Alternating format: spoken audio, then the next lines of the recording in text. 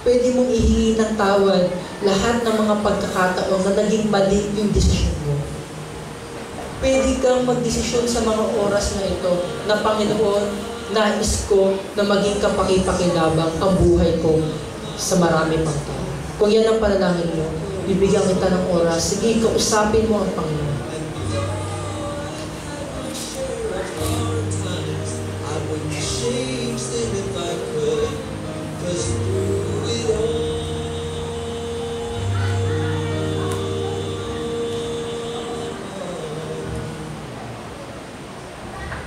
Panginoon, maraming salamat po dahil Diyos ka na maayos at Diyos na mapagpala.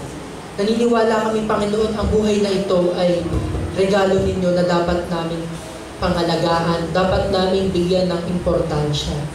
At nagpapasalamat kami sa buhay na ito. Iisa lamang na nais namin gamitin at bigyan namin ng pahalaga. Panginoon, humingi kami ng tawad. Ano po yung mga maling desisyon na nagawa namin?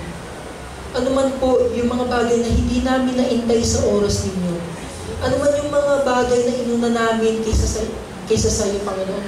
Patawad, Panginoon. Dahil sa mga dahilan na ito, aksaya lamang ito ng oras, Panginoon. At ngayon, nais namin magdesisyon, Lord.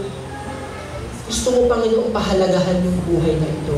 Gusto ko, hindi ako namumuhay lamang. Gusto ko, I'm living a meaningful life.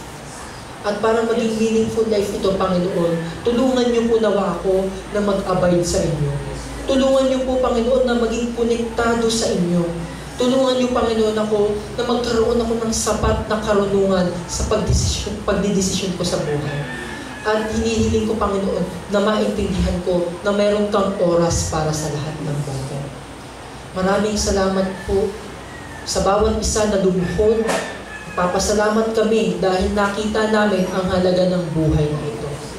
Nawa po, magamit namin ito para sa iyong kapurihan, para sa iyong kadakilaan. Nawa po, maging pagpapala ito sa buhay pa ng maraming mga tao sa paligid namin.